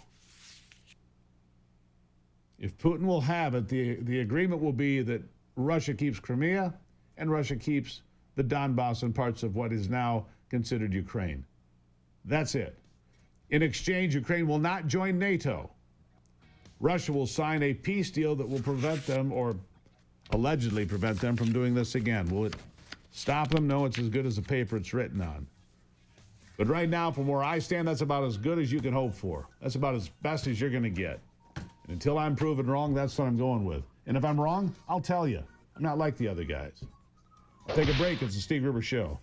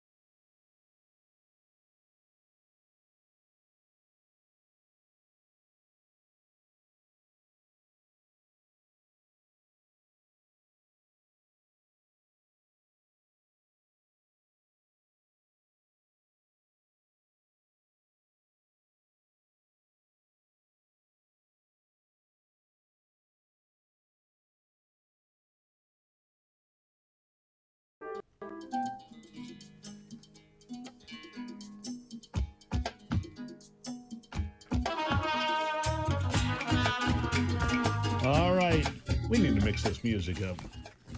I'm hearing the same songs too much. We need new music around here. I need a little pep in my step. Whoop, whoop, whoop. Come on. There you go. There's my little direction. Oh, really? That's what you're going with. Oh, Anthony. Somebody earlier actually said that soundbite reminded, they were reminded of that soundbite by the emotional support drink soundbite. They wanted us to play it, but I couldn't remember where it was. Well, you it's remember so far now. back. Yeah. Emotional support drink. Yeah, I'm going to have a couple of those tonight. Thank you, Anthony. Firstly, by the way, I just got a note from somebody saying they need Anthony and Brock need camera time. Just throwing it out there. You got to give the people what they want. Yeah, I don't think so in my case. Whoa! I don't think you got to give the people what they want, Brock. Got to give the people if they want. If they want, ridiculous Brock, guy. I've been called worse. It's okay. Yeah, Anthony, No, that was for Steve. Anthony's pulling out all the stops today. Anyhow, yeah, they want visuals. Yeah. You know, maybe I can get Grock to make a picture of Brock, Grock and Brock. Oh, there you go. And put up the cartoon Brock Palmbush. You got to pay extra anyhow. to see these chiseled features. Right, exactly. Yeah, that's only behind. What do the they call those paywall. animated things? What do they call those NFTs Memes? or what if they called? Anthony, weigh in here. I don't know. GIF. Yeah, you've seen those animated things. They're like called NFTs. I think that's what they're called. Somebody help me out there. Somebody will help you out there. Memes and GIFs, that's all I got. Anyhow, here's some help for you while you guys are sorting that out. Melania Trump has put Hunter Biden on a $1 billion notice, $1 billion notice over what she calls false defamatory Epstein comments. You see, Hunter Biden has this new podcast, something about I'm back or he's back, something like that. Anyhow, First Lady Melania Trump putting Hunter Biden on a $1 billion notice over what she claims are false, defamatory, disparaging, and inflammatory statements made about her, demanding he immediately remove and retract the content and issue an apology or face legal action. The letter that Alejandro Brito, attorney serving as litigation counsel for the First Lady, sent to Hunter Biden and his attorney Abby Lowell on the 6th of August. Immediately retract the false, defamatory, disparaging, and inflammatory statements made about Mrs. Trump. You see, Hunter said something about Epstein introducing them. It's called Hunter Biden Returns. You know, there's your podcast for today. The former first son claimed Epstein introduced Melania to Trump. The connections are like so wide and deep. Jeffrey introduced Melania that's how Melania and the First Lady and the President met. Anyhow. Brito, you have caused Mrs. Trump to suffer overwhelming financial and reputational harm. Brito says that Biden's source for the false statement is serial fabulist Michael Wolff. Remember him, Michael Wolff? He's the guy that wrote all those false books that had no root in reality. Yeah, that's right. Let's see here. If you're losing weight and you're using one of those drugs like Ozempic, listen to what I'm going to tell you. GLP-1s, right? Ozempic, Wegovy, Mounjaro, and Zepbound could impact your eye health if you have type 2 diabetes. One study found a modest risk of developing a rare eye condition that can lead to sudden vision loss due to a lack of blood flow in association with the semaglutide and tirzepatide. So if you're trying to lose weight, don't lose sight of your sight. GLP-1 users, there's a small increase in this very rare but devastating side effect. The findings suggest that all patients with type 2 diabetes treated with GLP-1 RAs, regardless of pre-existing diabetic retinopathy, should be regularly screened and monitored for potential complications. You have been warned, folks. The shortcut can be a problem. The shortcut can be a problem, right? So that's why, okay, so We're going to go to bite number 3. I ran out of the other stuff I wanted to do, Anthony. But bite number 3. Seeing how we're doing all this woke stuff and emotional support drinks and everything else. In the UK, this is their sting operation. They're dressing attractive women up in spandex or whatever, and having them run through neighborhoods and then arresting the men who gawk or whistle at them. Swear to God. They send female joggers, attractive women, through neighborhoods and then arrest the guys who catcall them. Listen to this. These women aren't friends out for a run. They're actually undercover police officers taking to the streets in Surrey as part of a new operation trying to stop people catcalling and harassing female runners. We get honked at, the staring, the hanging out of the window just to look at us, and it's so prevalent. And police teams are ready to intervene the moment the officers are beeped at, followed or shouted at, pulling people over. Those kind of behaviours may not be criminal offences in themselves, but they still need to be addressed. And of course, the people that are likely to commit those kind of behaviours, they may then go on to commit more serious offences or more serious behaviours. So he admits it's not a crime. So they just talk to them? But see, they might go on and commit more serious offenses. You just said they didn't commit any offense. Catcalling somebody who's a whatever, right? The UK's lost. Yeah, they talk to him. Well, they talk to him, and then what if they do it twice? What if you're a repeat catcaller, a repeat offender catcaller? The UK is lost, my friends. There is no England. Bloody old England is gone. I'll take a break. I'm not gone, but they are. After this.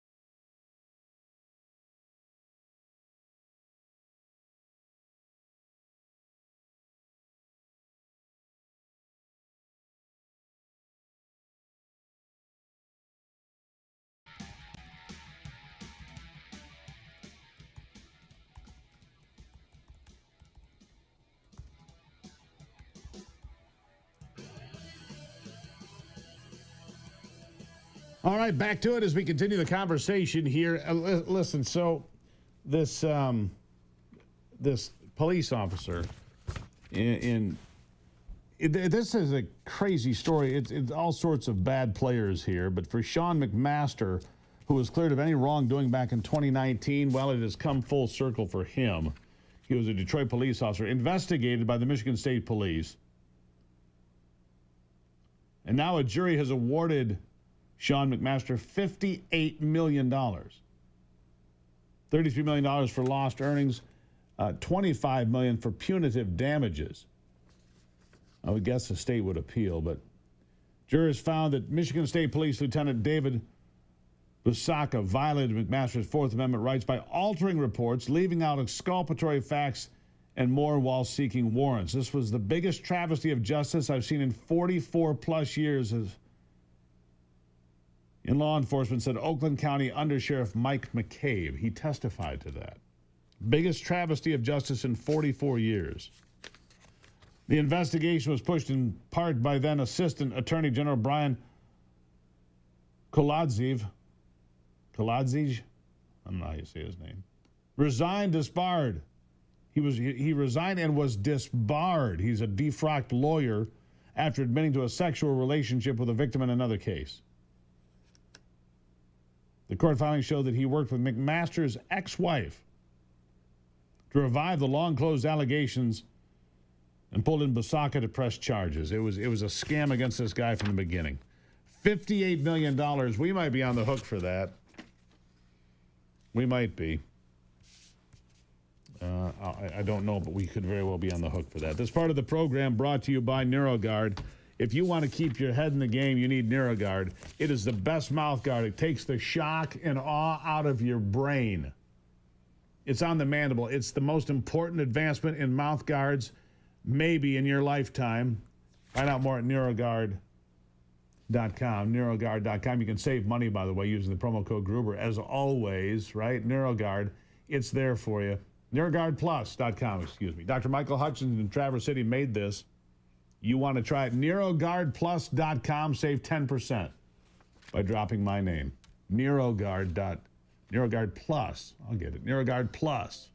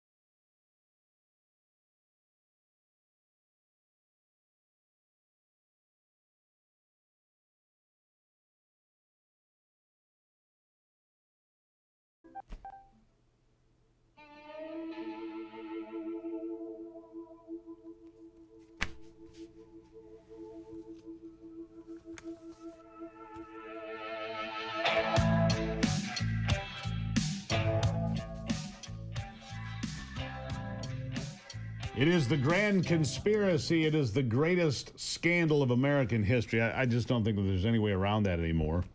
Every time I get up in the morning, the first place I go is to see what John Solomon has written overnight and released. He's killing it, I think is the way to put it, the grand conspiracy. The latest bombshell comes from a memo uncovered by Kash Patel detailing the fact that the FBI in D.C., New York, and Little Rock, Arkansas had real cases developed against Hillary Clinton and the Clinton Foundation, right? For basically lining her pockets potentially with millions of dollars and shut it down. That's a quote attributed to then Deputy Attorney General Sally Yates, demanding the detailed timelines of political impediments be ended. My next guest was inside the swamp for a while. Kendra Wharton, former Associate Deputy Attorney General. So her counterpart at one time would have been Sally Yates. Kendra, thank you for being here. This is just the latest revelation that I find. What you see all of this happening. Adam Schiff, leaking classified information and telling his staff, we're going to do this, we're not going to get caught. James Comey using a professor friend to leak classified information to the New York Times. You've got Clapper and Brennan, McCabe, and Sally Yates as well. This is remarkable. The breadth and width of this scandal to attack one man, to bring down one human being, one guy because they don't like him or he breaks up the party. Maybe that's the problem. Kendra, thank you for being here. Give us your professional opinion on everything you're seeing and our people in harm's way. Thank you so much, Steve. It's a pleasure to be on today.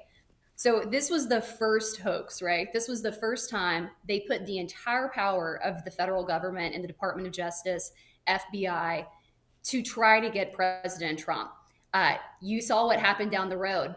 After that didn't work, they didn't get him that way. You had the cases that came down. You had Special Counsel Jack Smith. I was actually I was a senior member of President Trump's legal team.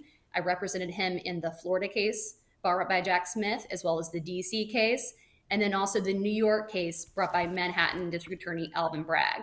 They kept trying. They clearly didn't get their job done, but it just doesn't stop there. Let me focus for a moment here on, I started this little thing that I'm doing on the program, Gruber's Most Wanted. I started with Adam Schiff yesterday just because I think the cases are so easy. Adam Schiff leaked classified information intentionally through people, and the whistleblower comes forward and has been telling the FBI this since 2017, most recently in 2023. It didn't go anywhere, which means Christopher Wray is also suspect to me in this. But you've got that, and then you've got mortgage fraud that went on from 2003 to 2019, I believe. Look, Adam Schiff has real legal jeopardy here, doesn't he? The Department of Justice will get to the bottom of this. And from everything that I'm seeing publicly reported, I am no longer at the Department of Justice, so I don't have any intel there. But from everything I'm seeing, these are very, very serious concerns, allegations. And if they are demonstrated, yes, he is certainly facing legal jeopardy. Yeah, Adam Schiff got a pardon by way of the auto pen. Doesn't matter. We can debate that on another day. But the pardon that he got was for his work on the J6 committee. It's very narrow. If he was leaking classified information, he's not protected here. And if you're leaking classified information, the statute of limitations goes from 5 years to 10. If you're doing it intentionally, it doubles the statute of limitations. All right, so what about James Comey, working as the director of the FBI, leaking stuff through his professor friend out to the New York Times and who knows who else, and then testifying to Congress he had no knowledge of anything being leaked or anything of any nature. What kind of jeopardy there? It's quite the double standard. You see, there's this reporting and very serious demonstration of the possibility this whistleblower is very credible. And it seems that while they are leaking classified information on one side to try to damage President Trump, on the other, we have very serious showing evidence demonstrating that the Department of Justice and other agencies throughout the federal government were also withholding very important information from the public through classified documents. You see that with the recent release by DNI, Tulsi Gabbard, when she released the first memo. And then you have the releases by Senator Grassley through the Department of Justice and the FBI. This is part of a concerted effort. And then the Department of Justice is incredibly committed right now to ensuring that we get this information out. There is no national security concern here. And it's really concerning to see the information that has been withheld from the public. What about this new information about the Clinton Foundation? I don't think this comes to a surprise to anyone who's watched what happened in Haiti, where the Clinton Foundation went in, millions of dollars flowed, and the Haitians say, we didn't get anything. We didn't get anything out of that. Where'd the money go? Well, I think we might have an inkling now where the money went. It went to Bill and Hillary Clinton and their deputies. That's the way it looks from what I'm reading now. That's another problem for the former Secretary of State and the former president, correct?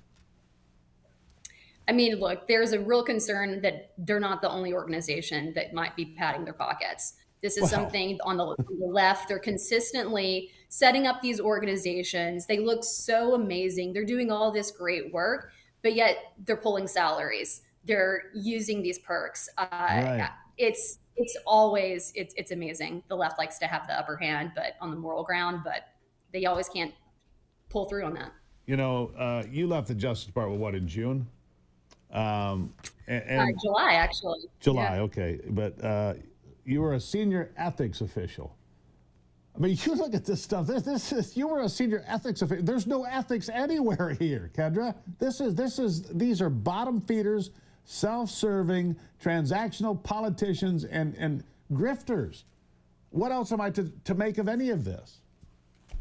Yeah, that's why I was recruited by my former colleague, now the Deputy Attorney General Todd Blanche, to join the administration on day one. And my goal was to go in and clean things up. There was a small team of us. We had to establish the new leadership at the Department of Justice. And it's a long process, but we hit the ground running. And it is a lot of cleanup. There are many, many battles that are being waged on almost a daily, weekly basis to try to ensure that there is no more weaponization, that the Department of Justice and the attorneys at the department are standing by and zealously advocating for their client, which is the United States of America. Which is us. I appreciate you being here because you bring a unique perspective because of your experience, for which there is no substitute. Experience, you understand what it looks like on the front lines. I'll give you the last word here of where you think, because here's the real question for a lot of people. Does anybody ever really get held accountable? I actually believe finally that may happen. We might actually see somebody go to prison or 2 or 3. Last word to you. I trust the people that I worked with at the Department of Justice to do everything they can to run down the truth. And if the truth reveals that there was criminal wrongdoing, people will be held accountable. Yeah. Kendra Wharton, real honor to have you here. Thank you for taking the time. Thank you so much. It's a pleasure. Really appreciate it. There you have it. Experience, there's no substitute. She knows. I think if I read between the lines there, she thinks something's going to happen, but she doesn't want to hedge her bets. And of course, she has not been gone from the department very long, doesn't want to compromise anybody. Great conversation. Ivy, straight ahead, always a great conversation here on the Steve Gruber Show.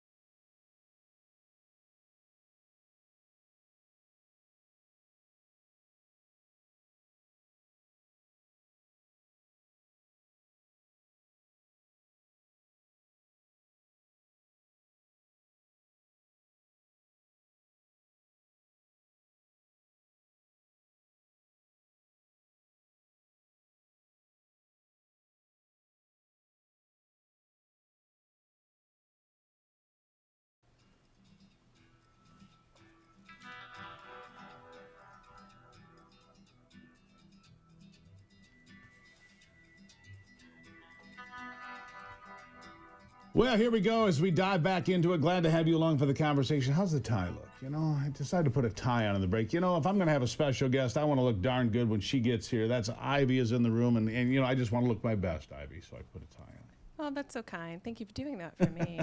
Anything for you, babe.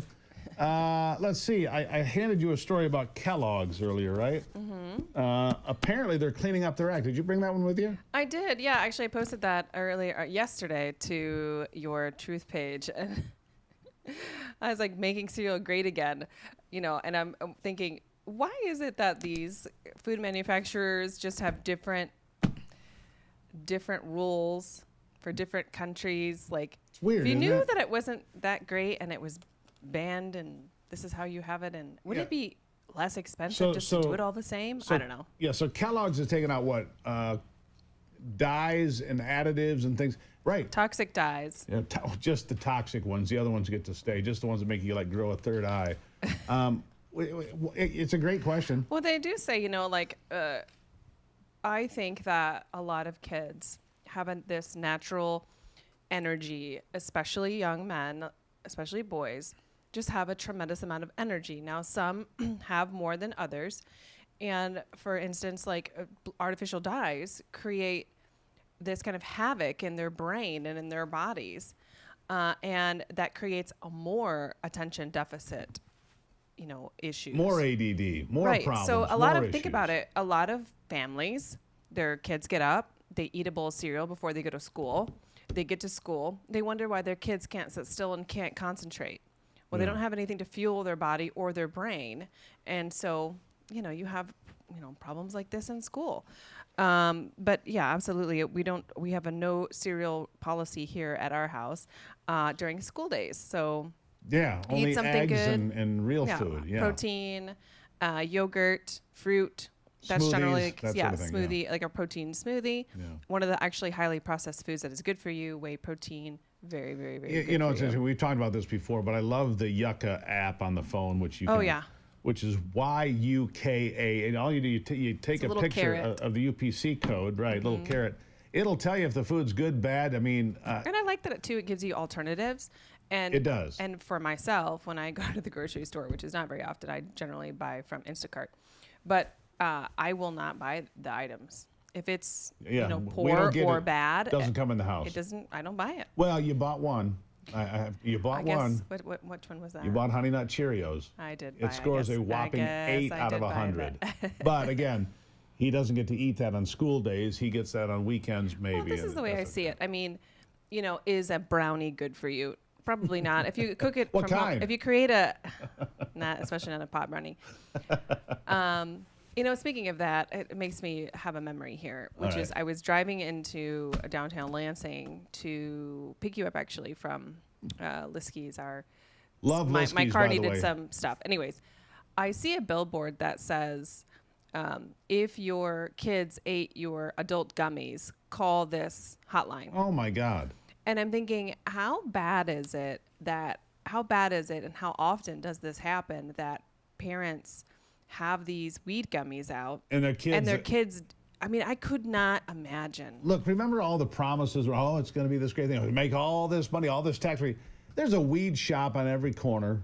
I don't think it made our communities better. They just opened a new one. There was another one like within They're everywhere. a quarter mile. Right. It's like, how many weed shops do you need? Yeah. And how many stoners do we really freaking need in this world? Anyways, I'm sorry, but I just find that ridiculous. Well, I'd tell you, but I forgot. There's a reason they call it dope, because you're a dope. Anyways, there's this trend going on right now. Speaking of this, that there's adults using baby pacifiers. Oh, I've seen this. I thought it was fake. Yeah, it's like this new big thing that is like, if you have ADD, you must suck on a pacifier. Please. It's like, what do they call those things? A binky? Yeah, that's what, Yeah, okay.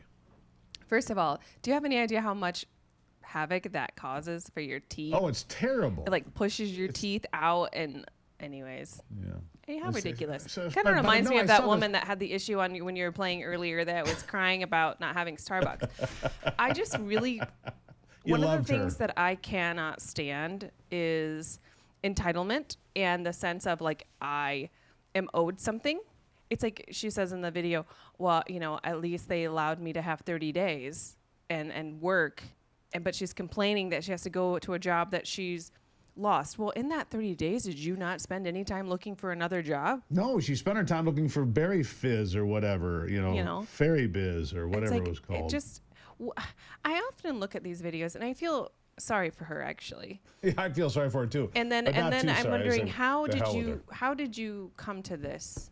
That you have to have Starbucks in order to make you feel good about your life. I think you have no other outlet, you have no friendships, you have no parents, you can't go work out, you can't go for a walk, you can't listen to a nice story. Like, how many other things are there out there that you could do to help yourself? Right. No, I don't care. Like, if you enjoy a Starbucks drink, then go get one. That's fine.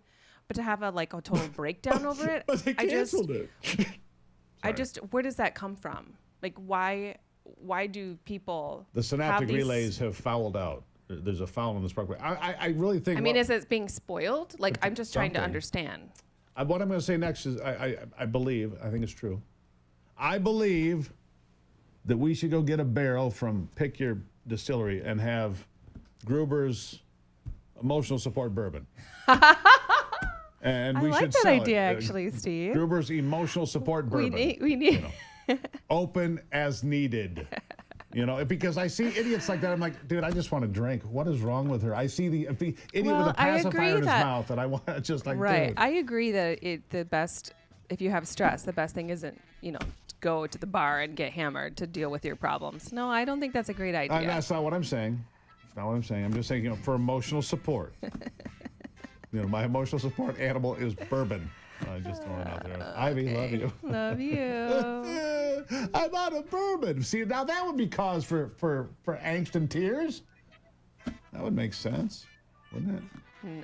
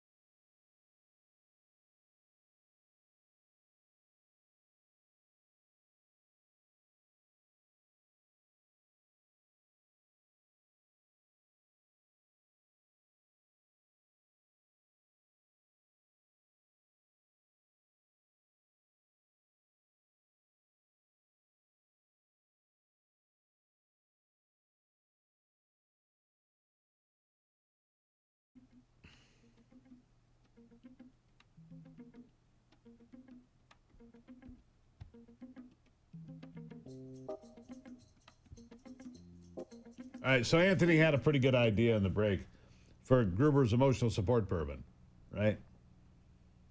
For Gruber's emotional support bourbon, we're working on this podcast. We're looking for a space after hours, which we'll do on Fridays, kind of a wrap up to the week. He thinks what we should do on after hours is scroll through the internet. Every time we find a sobbing, blubbering, wreck of a human being that's a liberal, we got to drink some of that emotional support bourbon. Take a shot. Take a shot. Oh, good Lord. How long would you make it? Would you make it a half an hour? I doubt it. Make it an hour. Well, the segment's going to be an hour, and then you see... Dude, I'd be slobbering on my own shoes. Yeah, that's what the people want to see. I just saw this runaway liberal crying in this... Hi, I'm the Foxhole of Freedom. You're in the Steve Gruber Show. Anyhow, yeah. Gruber's emotional support bourbon. That's what we're going with. I got a friend that knows quite a bit about bourbon. I'm going to incorporate his help here immediately after the show. But here in a moment, I'll be on American Sunrise, Real America's Voice. You can find me there. Oh, and one other thing. Business owners, pay attention. If you know the 10X Rule by Grant Cardone, if you've read this book, you know what I'm talking about. If you haven't read this book, what are you doing? But I've got a free offer for you before we go. You can get a free phone call, Gruber10x.com. Gruber10x.com. You can get a free consultation with the folks at Cardone Capital right now. Right now, the 10X Rule. Here it is. See this? Anyhow, greatly appreciate the support. New partner with Grant Cardone. Really respect what he does, really respect his business acumen and his instruction. In fact, everybody here works on Cardone University, another part of the deal. Again, Grant Cardone, Gruber10x.com. Support the people that support this program. God bless America. Fight the good fight and keep the faith. I'm Steve Gruber. This is the Steve Gruber Show. And remember, only you can save America.